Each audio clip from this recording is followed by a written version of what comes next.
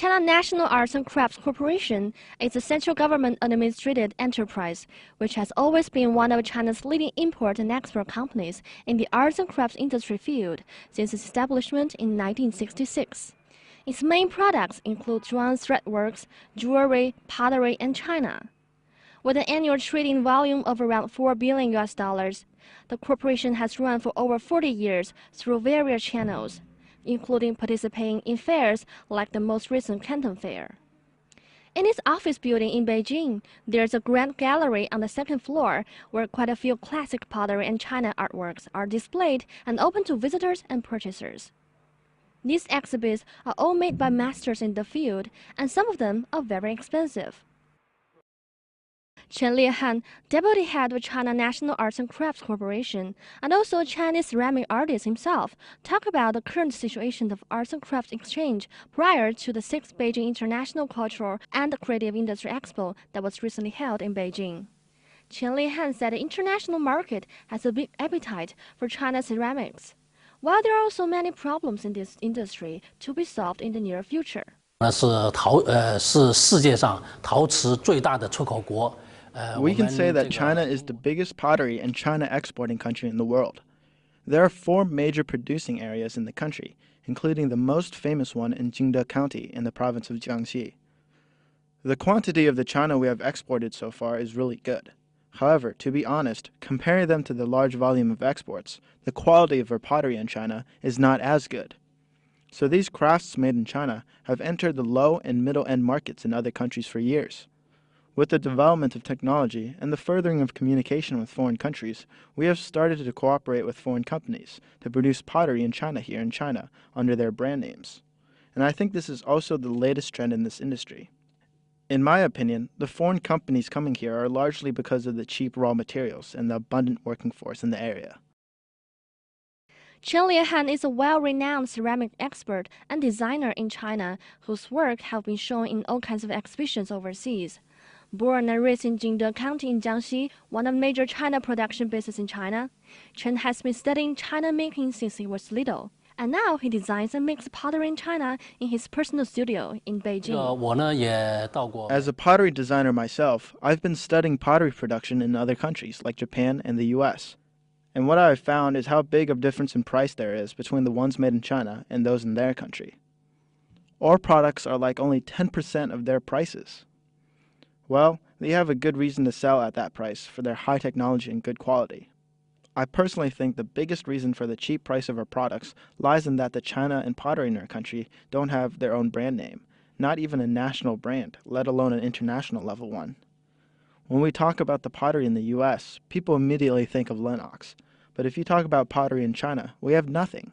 The second thing is, our design of China still has a long way to go before being able to compare with the ones in other countries. China enjoys a long history of making china and pottery, while now the China-made china and pottery seem to have difficulties in competing with their foreign rivals. Then what's the problem? Ceramic expert Chen Lihan has his own reasons. As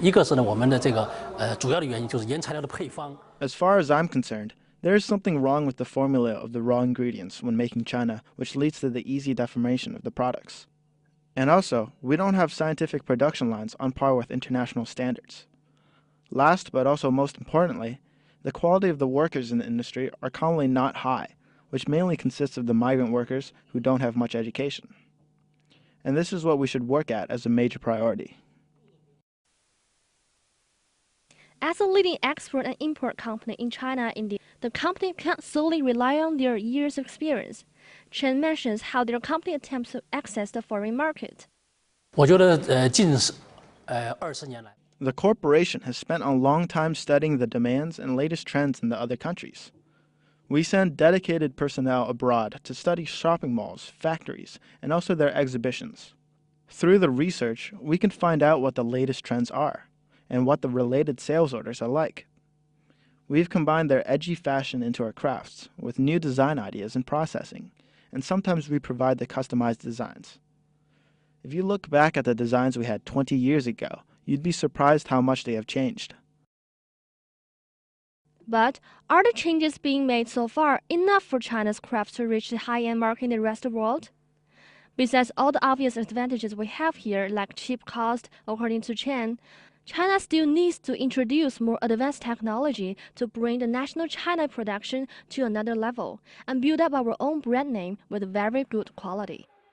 Chen said that as booming as the export of China pottery here seems to be, the company has also faced competition from neighboring countries like Vietnam, for example. The European countries and the US have already begun to import cheap products from Vietnam. Besides, as the central government further carries out its opening up policies, more private companies have been entitled to the rights to export and import crafts, which have completely changed the situation of monopoly by the state-owned corporation. China's National Arts and Crafts Corporation has been affected ever since. 我觉得从近30年的发展的情况、发展的历史来看，是有很大的。These years have seen more and more private companies going into this business, and we have been stricken hard because of the low cost of smaller companies. So gradually, we have shifted the business focus from the export of more capital-intensive products like ivory, platinum, and oil. Since the situation changed, we have to go with it. China's export of cultural products are deficient compared with traditional products, resulting in the international community's lack of understanding of the country's current situation. Actually, for the last 3 decades, China's conversation with the world has mostly been carried out in economic terms.